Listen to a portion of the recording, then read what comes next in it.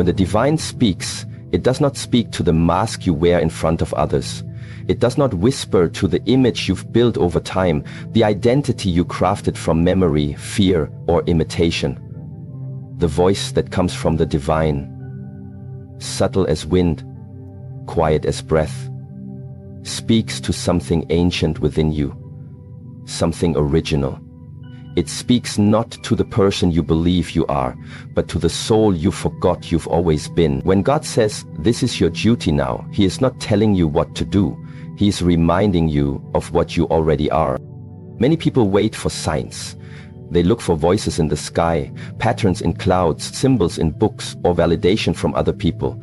But the truth is, the deepest voice is never outside of you. It is within, and it is quiet, because it does not compete for your attention. It waits, silently, patiently, until you are ready to listen. And once you are, it becomes impossible to ignore. Like a flame that refuses to be extinguished, this voice says, "It is time." You are no longer who you were yesterday.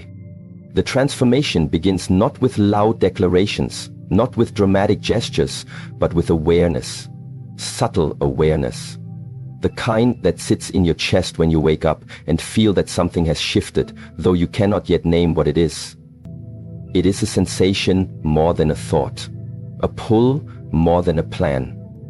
Something in you begins to awaken and stretch itself after a long sleep. And with that stretch comes a deep realization: the life you once accepted is too small for the soul you now carry. You have outgrown the version of yourself that was built only for survival. You are ready now for a life of alignment. What you call destiny is not something that arrives from outside. It rises from within. It is not a straight road. It is not a blueprint. It is not something you chase. It is something you uncover, layer by layer, breath by breath, moment by moment. Every time you say yes to truth, you step further into your real path. Every time you ignore distractions, illusions, temptations that pull you away from inner stillness, you come closer to the core of your being. The reason the voice of the divine speaks now is because something inside you has become fertile for it. The soil of your soul has been tilled by experience, by heartbreak, by quiet suffering, by disappointment, and by endurance. You did not get here easily. You arrived through invisible trials. And though others may not see the journey that shaped you, you carry it in your breath, your posture, your silence. The scars on your spirit are not weaknesses. They are instructions. They are reminders that the pain you endured was not random. It had purpose. And now that purpose is becoming visible. That purpose is speaking through your intuition, through your dreams, through that growing sense that there is more you are meant to give. When the divine says, "This is your duty now," it is not adding weight to your life. It is removing illusion. The illusion that you are powerless. The illusion that you must wait for permission. The illusion that you are not ready. Those illusions belong to the person you used to be. But you are not that person anymore. The very fact that you hear this message, feel this stirring, sense this responsibility, is proof that the time has come. This calling will not always feel easy. It may take you away from comfort. It may isolate you from familiar people, places, or patterns. But this isolation is not abandonment. It is consecration. It is setting you apart for something sacred. Sometimes in order to hear clearly, you must step away from the noise. Sometimes to act with precision, you must pause from the chaos. The divine will often strip away what no longer serves your becoming, not to punish you, but to prepare you. You must understand, when you feel called to something greater, it is because that greater thing already exists inside you. You are not trying to become worthy of it. You are waking up to the truth that you already are. The world may not see it yet. That is irrelevant. Your work is not to convince others of your purpose. Your work is to embody it, quietly, consistently, without demand, without expectation. When you walk in alignment, your life becomes the evidence. You don't need to explain. You don't need to argue. Presence becomes your message. Stillness becomes your sermon. You must now honor the experiences that have shaped you. Do not regret the pain. Do not wish away the long nights, the unanswered prayers, the lonely roads. Each of them carved depth into your character. Each one stretched the container of your spirit. Without those trials, you would not be ready for this moment.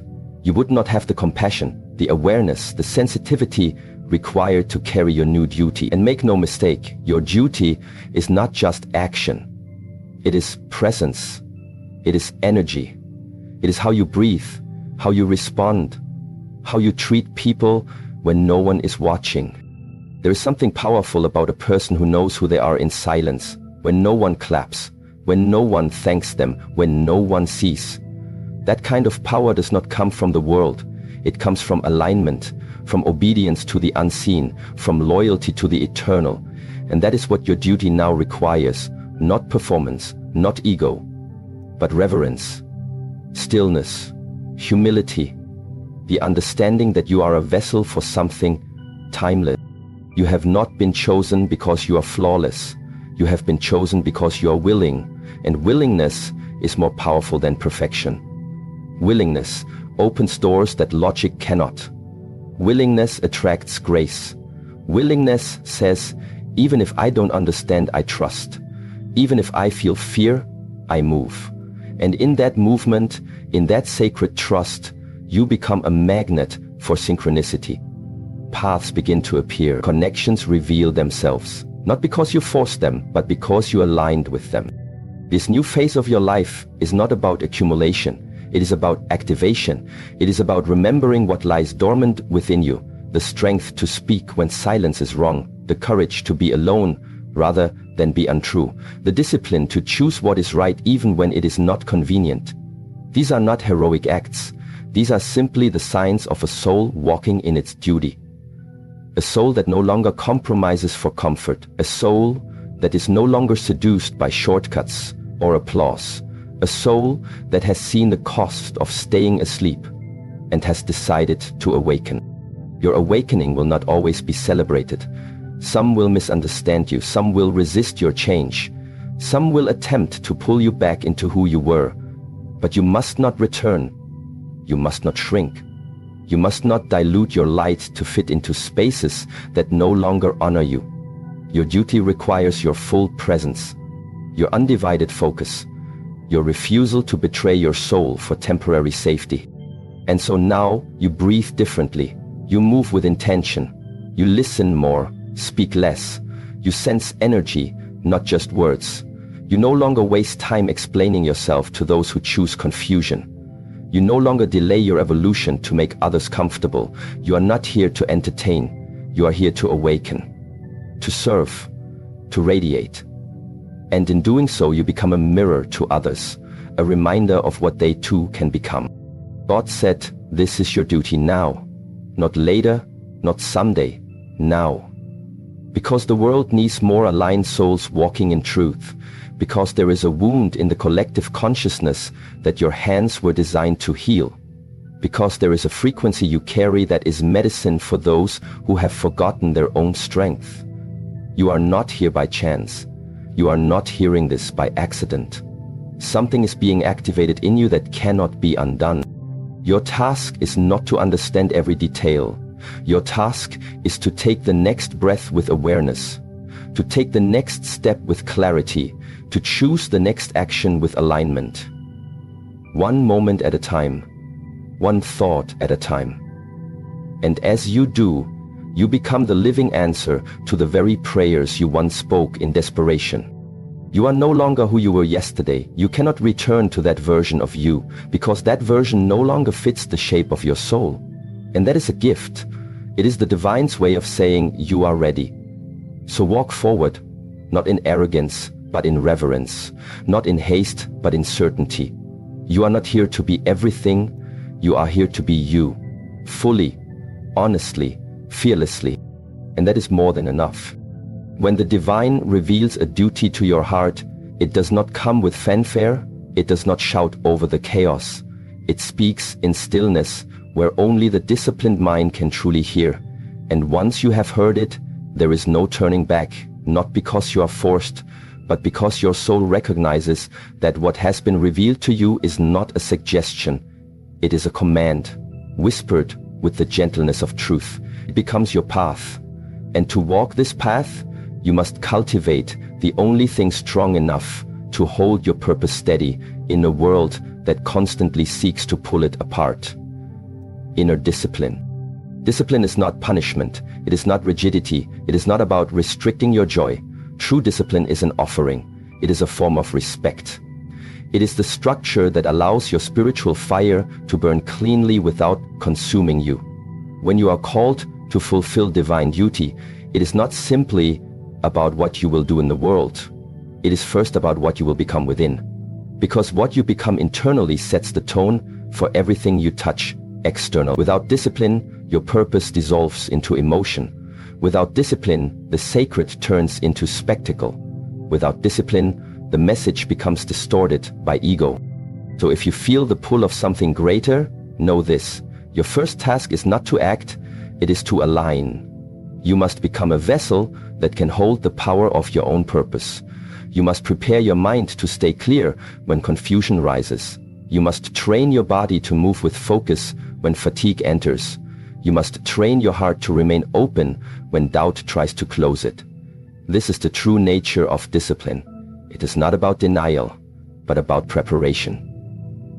And preserving post-power, it is not about denial, but about preparation. It is about becoming worthy of the weight your soul is meant to carry. You cannot fulfill divine duty with a distracted mind. You cannot serve a higher truth while serving lower impulses. The spiritual path requires sharpness, awareness, precision. This is why the ancient paths were walked slowly, methodically, deliberately, not because they lacked urgency, but because they understood that speed without presence leads only to exhaustion. It is not how fast you walk the path. It is how present you are on each step. Discipline slows you down, not to delay you, but to sharpen your vision so you do not miss what matters. There will be many days when your emotions say, rest. When your fear says, stop. When your doubt says, you are not enough. And on those days, your discipline becomes your ally. It is not a voice that yells over the noise. It is the quiet hand that guides you anyway. It says, I have heard this fear before, and I have walked anyway. Discipline is the memory of your deepest self when your surface self forgets. It is the agreement you made with your soul before the distractions began. Do not mistake motivation for commitment. Motivation rises and falls with emotion. Commitment is what remains when emotion disappears. Discipline is not born from motivation. It is born from devotion. From the quiet decision to honor what you were called to do, no matter the weather of your mind. On cold mornings, in lonely hours, in seasons of silence when no one sees your work or celebrates your growth. It is in those unseen moments that discipline forges the path. And when the time comes to act in the world, you will move not from impulse, but from clarity. You will speak not from noise, but from knowing. You will choose not what is easy, but what is right. Understand this. Every moment you train your mind to be still when it wants to run, every time you choose the hard truth over the soft lie, every time you breathe before reacting, you are walking your duty.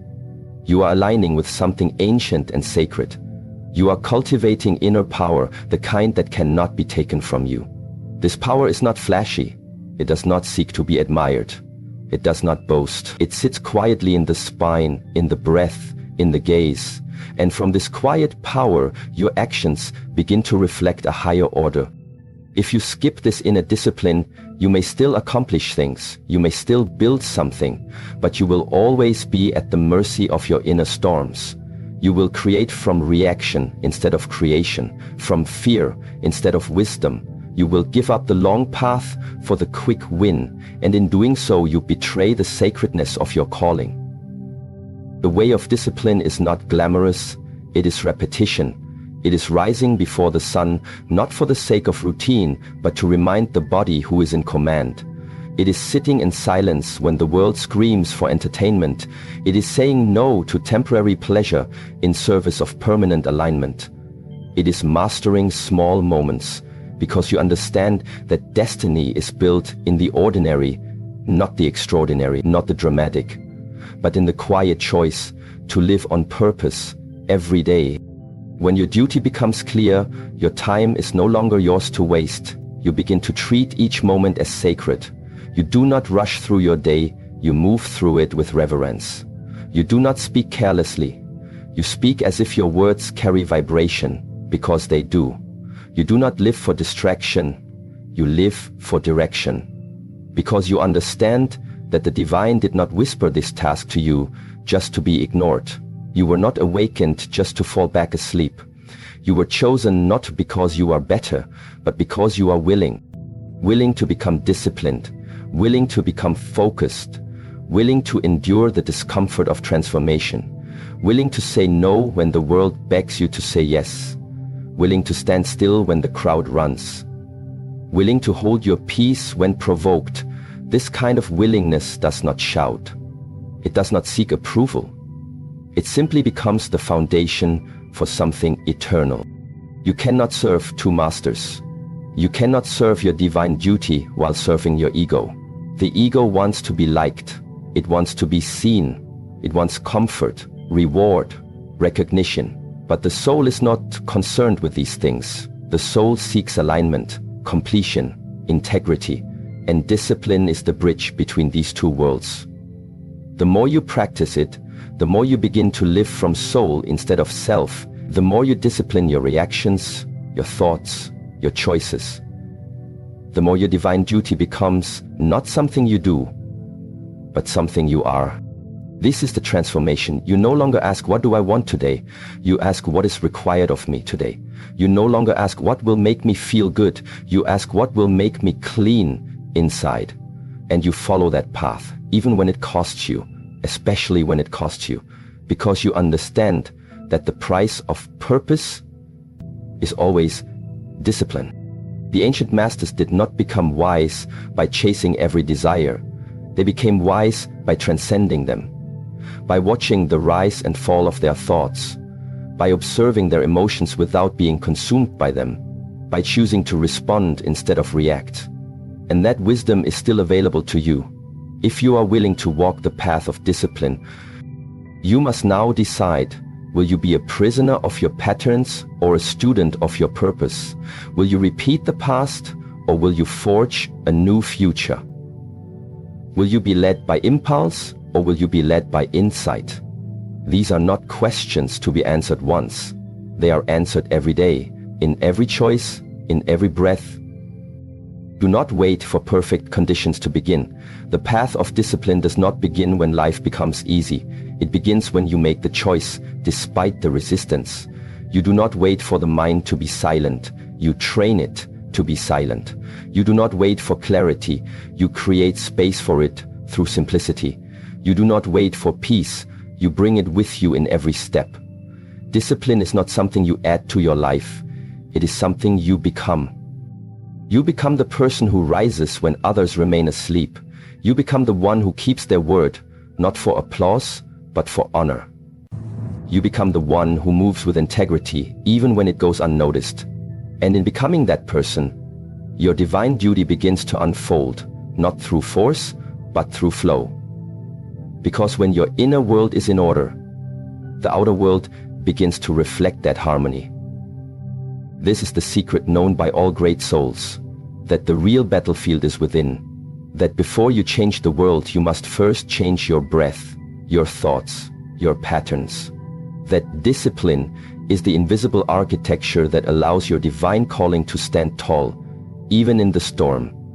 That the greatest power is not in control, but in surrender to something higher than impulse.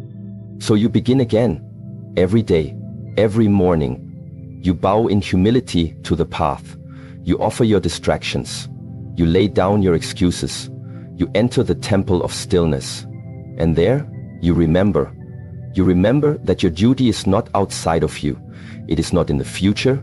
It is not waiting for conditions to be perfect. It is here. now, in the next breath, in the next word, in the next step. And the only way to honor it is through inner discipline, because nothing outside you will ever master you until you have mastered what is within. When God says, "This is your duty now," He is not assigning a task in the way the world assigns work. He is revealing an inner alignment, a sacred synchrony between your spirit and the present moment. And with that revelation, there comes a profound truth. Your environment is no longer random. Every person you meet, every situation you encounter, every challenge that presents itself, none of it is an accident. Each is a mirror, a messenger, and a moment designed for your refinement.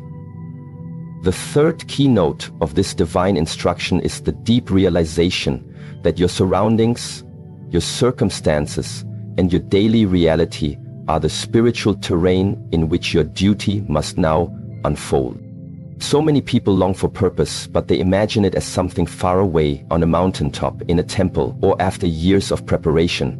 But when the divine calls, it does not ask you to escape your life. It asks you to enter it more fully. Not to run away from where you are, but to awaken within it. Your current life is not a detour from your duty, it is the very arena in which your soul has chosen to serve. And in this awareness, everything begins to change. You stop waiting, you stop wishing, you stop postponing your transformation to a later time or a different place.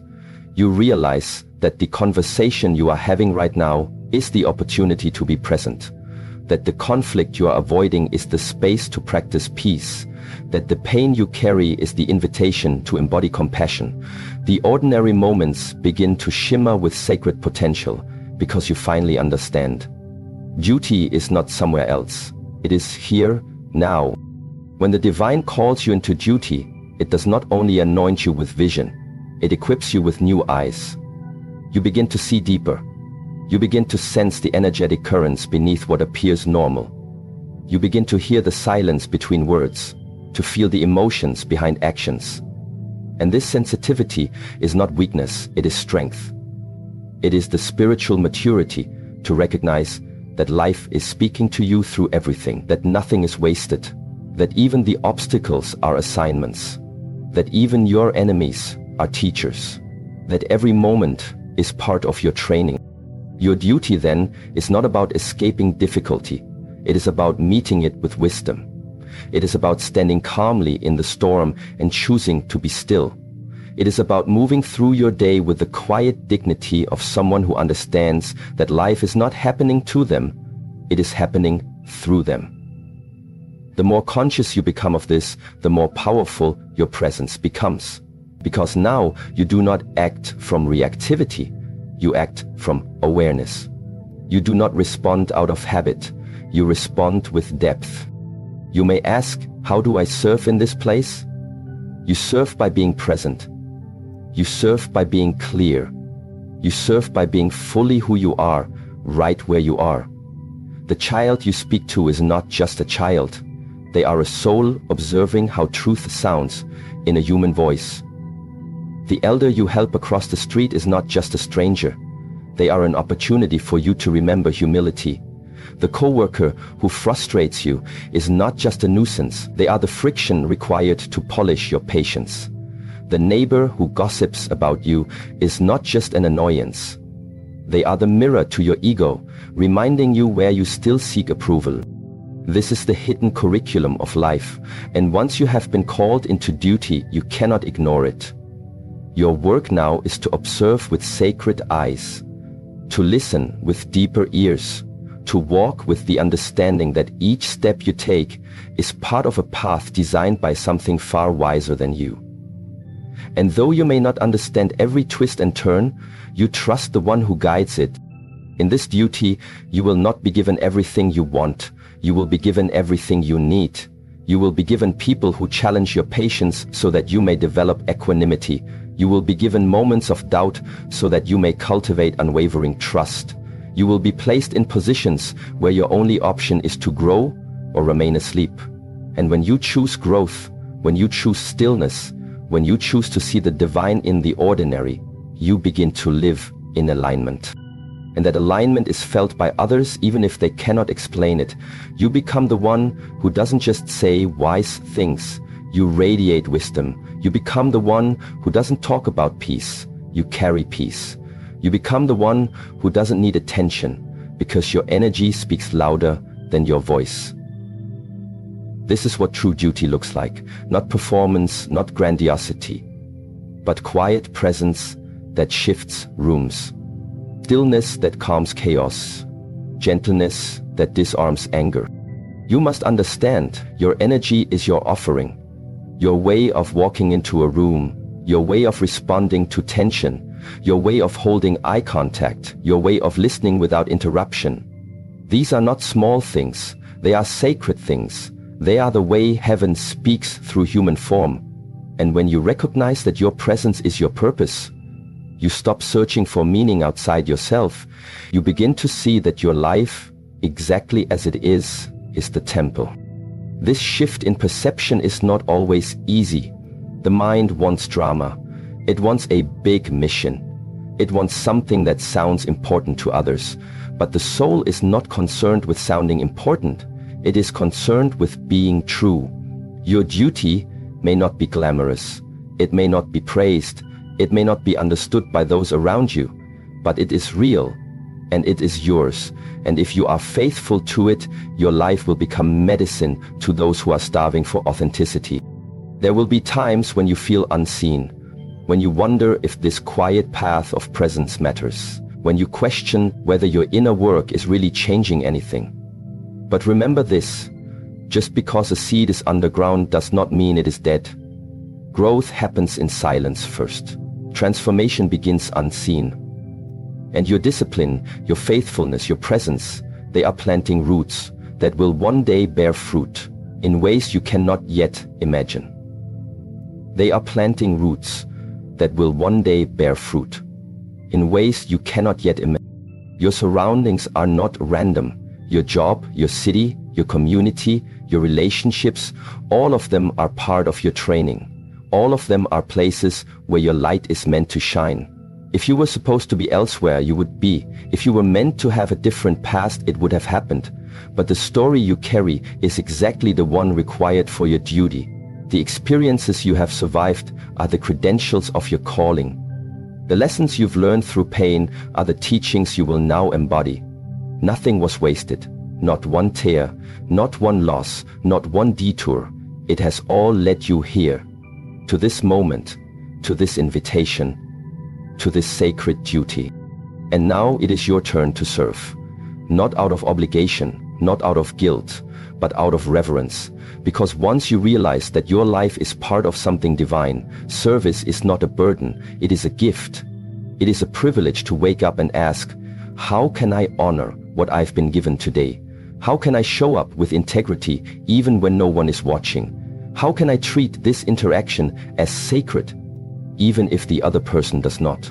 These questions are the tools of a soul that understands its duty.